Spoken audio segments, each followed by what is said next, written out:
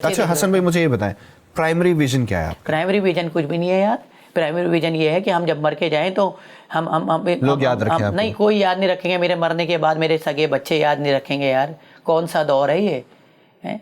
जब मट्टी डाल के आते हैं वापसी में लोग हंसते हुए उसी गाड़ी के अंदर, मैयत वाली गाड़ी के अंदर बोल देते हैं कल तू क्या कर रहा है, रात में मिल यार, बैठते हैं, काफ़ी दिन हो गए। कोई मुझे याद नहीं रखने वाला। हम चाहते हैं शहर के लिए कुछ करके रहें, अपने मुल्क के लिए। गोरा इसी तरह काम करता है यार। गोरे को थोड़ी परवाह, गोरा इस तरह थोड़ी काम करता है। गोरे को परवाह है कि जब हम मर जाएंगे तो इस शहर मुल्क में, दुनिया में ऑक्सीजन कम हो रहा है, इसके लिए दरख्त लगाएं।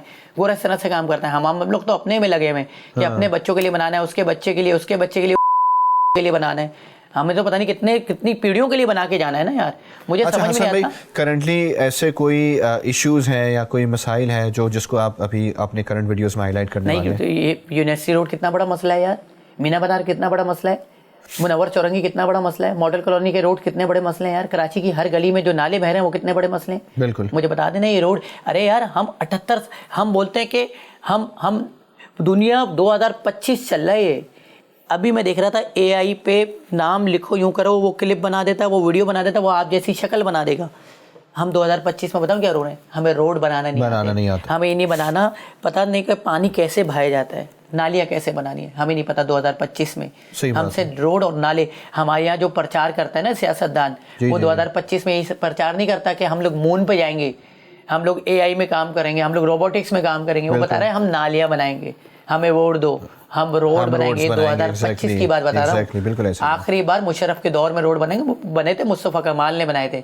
उसके बाद इस शहर में रोड नहीं बने, सिर्फ चेपियां लगी हैं। जैसे फकीर नहीं होता, भिखारी जो होता है, उसका कपड़ा फट जाता है, वो इधर पेवन लगाता है, फिर इधर लगाता है, फिर इधर लगाता है। आज कराची के रोड फकीर बन गए हैं, भिखारी बन गए हैं। इस तरह से बनते हैं हमारे यहाँ रोड। और रोड रोलर तो चलता हुआ देखा ही नहीं है मैंने इसमें। मेरी और आपकी गाड़ी चला रही होती है, वो रोड सीधा कर देते हैं, फिर उसके बाद वो डामर डालते हैं और वो चले जाते हैं, और 2 दिन बाद वो रोड टूट जाते हैं।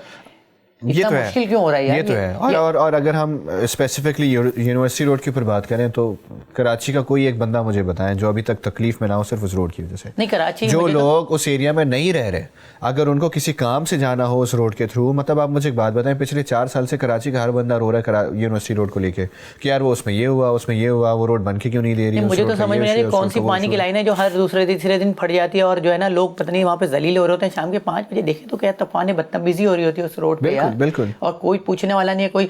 और आके ऐसे हंसते हुए बोल रहे होते हैं। अभी 2 दिन पहले मैं उनका एक इंटरव्यू देख रहा था, किसी इन्फ्लुएंसर ने लिया हुआ था।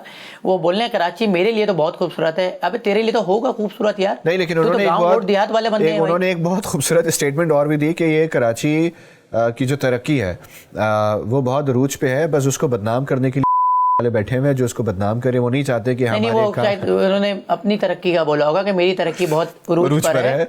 ये वो कराची उन्होंने शायद अपना नाम रख दिया होगा। उन्होंने एक शर्ट पहनी हुई थी, मैंने देखा, उसमें इलाकों के नाम लिखे थे जिन इलाकों को उन्होंने बर्बाद किया है। आज पूरा कराची बर्बाद है। मुझे बता देना कौन सा इलाका सही है। आप अपने इलाके का बता दें मुझे। रोड बना हुआ है वहाँ पे, कुछ भी नहीं, नाले बह रहे हैं। आप गटर का ढक्कन लगाना नहीं आ रहा।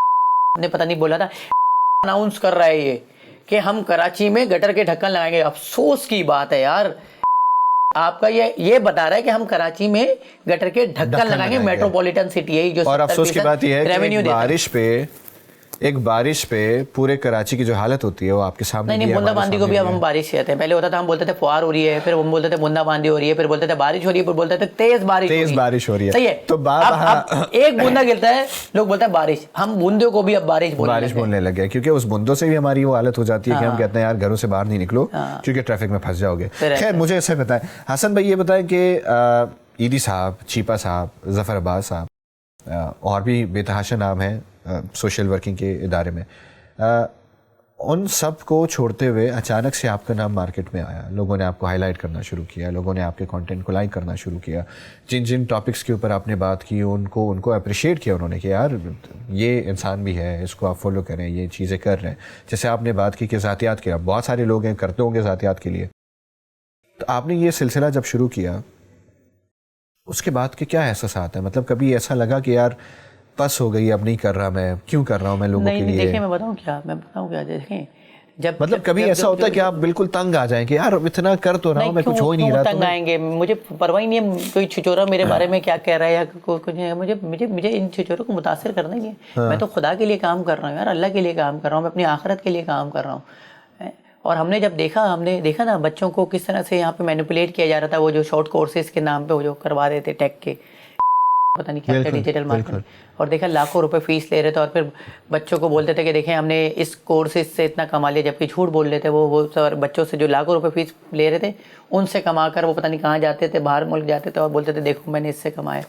तो हमने बोला ये तो गलत हो रहा है यार, एक मिडिल क्लास आदमी जिसका बाप कमाता ही 30-35 हज़ार रुपये, जिसकी तनख्वाह 2 महीने 3 महीने बाद आती है, वो कैसे देगा यार तुम्हें 80-80 हज़ार 60-60 हज़ार रुपये। अरे वो कसम खुदा की जो बच्चे पढ़ते हैं ना मिडिल क्लास के घर में, वो अपनी माँ का जेवर बेच के पढ़ते हैं, बाप का जायदाद का जो पैसा, ज़मीन जायदाद का जो पैसा बचा होता है वो लगा के पढ़ते हैं, और उसके बाद जब 2-3 महीने का कोर्स या 6 महीने का कोर्स करके बाहर घर पे आके बैठता है तो हर निवाले पे उसको ताना मिलता है कि इस मनुष्य को करवाया था कोर्स, बैठा हुआ है घर पे खाए जा रहा है, वो खाना छोड़ देता है यार।